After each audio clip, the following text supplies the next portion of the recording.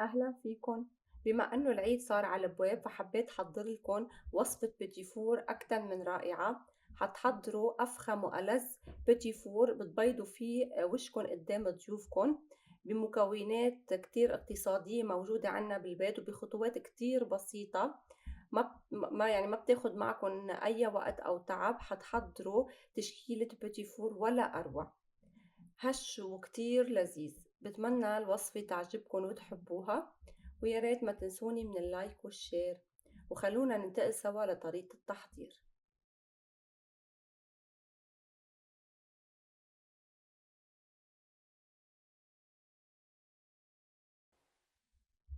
بالنسبة للمكونات حنحتاج ل 200 جرام من الزبدة المملحة بدرجة حرارة الغرفة، حبة بيض بحجم صغير، ظرف من السكر الفانيلا أو معلقة صغيرة من الفانيلا السائلة، نصف كوب من السكر البودرة، وكوبين من الطحين المتعدد الاستعمالات أو الطحين المخصص للكيك.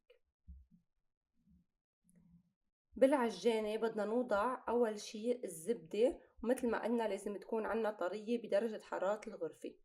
بنضيف عليها السكر البودرة وبدنا نخلطهم مع بعض حوالي دقيقتين. بعد حوالي شي دقيقة نتأكد انه ما عاد في عنا تكتلات من السكر، ونرجع بنخلطهم كمان دقيقة. بنضيف البيضة والسكر وبنخلطهم كمان مرة حوالي دقيقة. وأكيد فينا نستخدم المضرب المخصص للبيض أو العجانة، يعني مشان ما تتعذبوا. نخلطهم مع بعض لحتى تصير الزبدة عنا كتير طرية وفلافي. من بعدها بنضيف الطحين. هلأ بالنسبة للطحين ممكن تحتاجوا تزيدوا معلقة أو ماكسيموم معلقتين كبار. نخلطهم وبس لحتى نشوف انه الطحين اختفى منوقف، ومنتأكد من ملمس العجينة. إذا كانت كتير عم تلزق عنا فمعناتها محتاجة كمان حوالي المعلقة. أنا حسيتها كتير عم تلزق على إيدي فزدتلها معلقة من الطحين، خلطتها شوي وهيك صارت جاهزة. شوفوا القوام لازم تكون عنا بعدها يعني مثل فلافي وبتلزق شوي. نوضعها بصحن أو بكيس وبدنا ندخلها على البراد حوالي 5 دقايق ما أكتر. واليوم بوصفتنا حنستخدم المكبس المخصص للبوتي فور، بيعطينا أشكال كتير متنوعة وحلوة.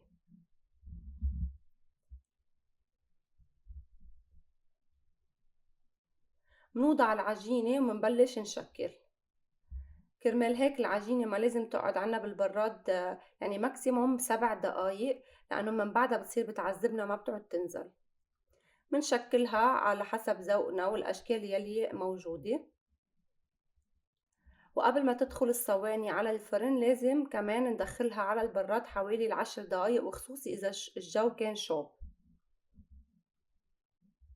من بعد ما منشكل كل الكمية بدنا نحمل الفرن على 180 درجة، والبيتي فور بده ياخد معنا من 10 ل 13 دقيقة ما أكتر، أكيد مع المراقبة المستمرة.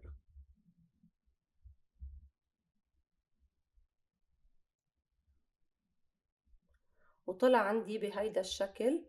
شوفوا اللون عن جد أكتر من رائع، والريحة ولا أطيب.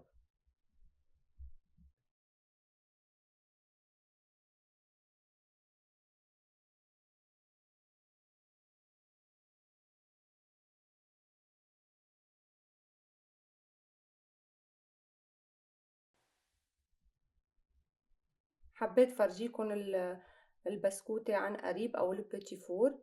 كمان ما لازم تاخد عنا لون كتير، يعني يدوب لون أشقر وهيك بزيادة.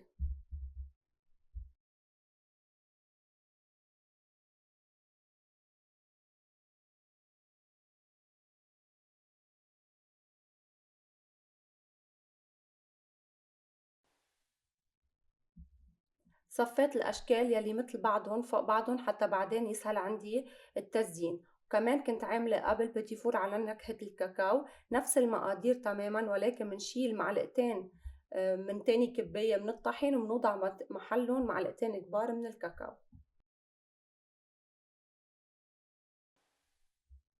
بالنسبة للتزيين استخدمت شوكولا ذوبتها بالميكروويف، وشوي من الفرميسيل والجوز الهند والفستق، والتزيين حسب ذوقكم، فيكن تحشوهن بالمربى الفراولة أو مربى المشمش. أنا اخترت الشوكولا لأنه أطيب شي مفضل عند الولاد. زينتهم بطريقة كتير ناعمة، بس دهنتهم بشوي من الشوكولا ولتيتهم بالتوبينج اللي عندي.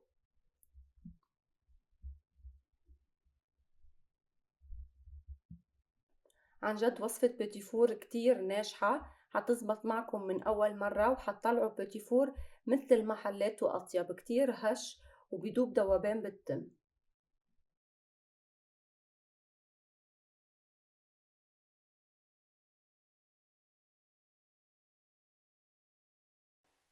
وهيك كل الكمية صارت جاهزة عندي.